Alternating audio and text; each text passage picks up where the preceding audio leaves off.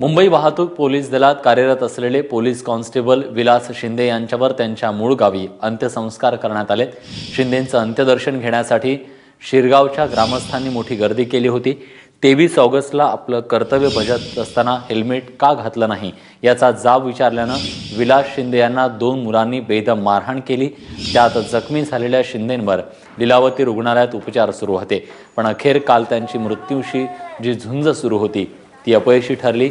मुख्यमंत्र्यांसह सर्व राजकीय पक्षाच्या नेत्यांनी शिंदेंच्या कुटुंबियांची भेट घेऊन त्यांचं सांत्वन केलं। शिंदेंच्या मुलाला सरकारी नोकरीत सामावून घेण्यासाठी सरकार प्रयत्न करेल असं आश्वासनही मुख्यमंत्री देवेंद्र फडणवीस यांनी दिलं। राहुल तपासे आपले प्रतिनिधी आता आपल्यासोबत आहेत। राहुल, विलास त्यांचा अखेरचा जो प्रवास सुरू झाला तो गावाच्या वेशीपासून सुरू झाला।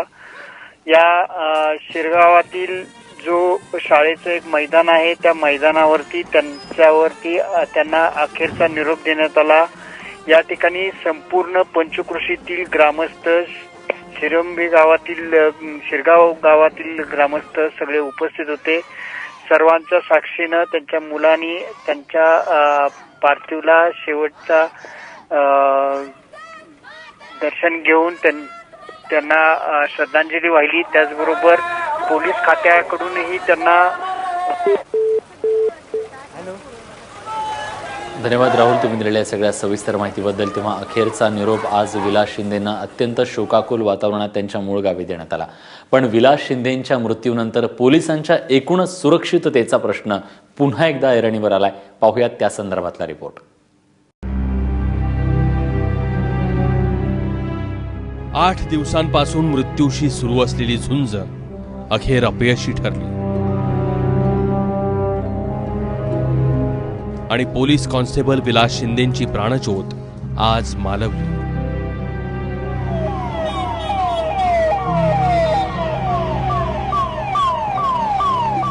तेवीस ऑगस्टला कर्तव्य बजावत असताना विलास शिंदेंना 2 मुलांनी लोखंडी रॉडनं बेदम मारहाण केली। कारण काय तर विना हेल्मेट दुचाकी चालवणाऱ्याला थांबवलं आणि लायसन्सची मागणी केली। पण गुंडांच्या मारहाणीत एकट्या विलास शिंदेंचा मृत्यू झाला नाही, तर इथली कायदा आणि सुव्यवस्था किती मरणासन्न अवस्थेत आहे याचं दर्शनही घडलं।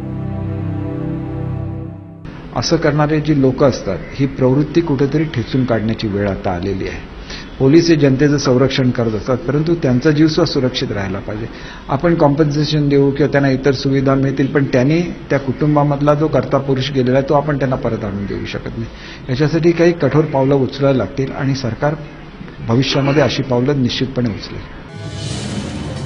विलास शिंदेंना मारहाण करणारा आरोपी अहमद मोहम्मद अली कुरेशीसह त्याच्या अल्पवयीन भावाला अटक केली आहे, पण त्यामुळे विलास शिंदेंचा गेलेला जीव तर पुन्हा परत येणार नाही।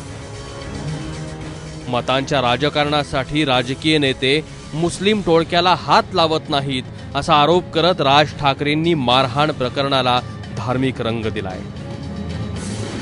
तुम्हाला हायवेवरती जाताना वेड्यावाकड्या मोटरबाईक हे चालवतात ही पोरं, आणि त्यातली बहुसंख्य कोण आहेत? मुस्लिमच पोरं आहेत। हात लावायचा नाही, मतं जातात, नाही तर दंगली होतील। वा रे वा, दंगली कशा होतील? त्यांना आत टाकून फोडून काढले पाहिजेत या पोरांना। देवेंद्र फडणवीस सत्तेत आल्यानंतर क्राईम रेट कमी झाल्याचं मोठ्या आवेशाने सांगतात, पण थेट वर्दीवर हात उचलण्याची संख्या मात्र कमी झालेली नाही। शशिकांत कालगुडेनं महिला पोलिसावाला बेदम मारहाण केली होती। तुमच्याच आमदारानं एका पोलीस कॉन्स्टेबलच्या कानशिलात बजावली होती। एवढंच नव्हे तर सुरेश लाड यांनी उपजिल्हाधिकाऱ्यावर हात उचलला होता।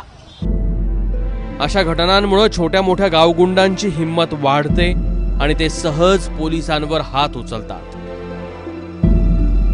त्यामुळेच विलास शिंदेंचा बळी गेलाय।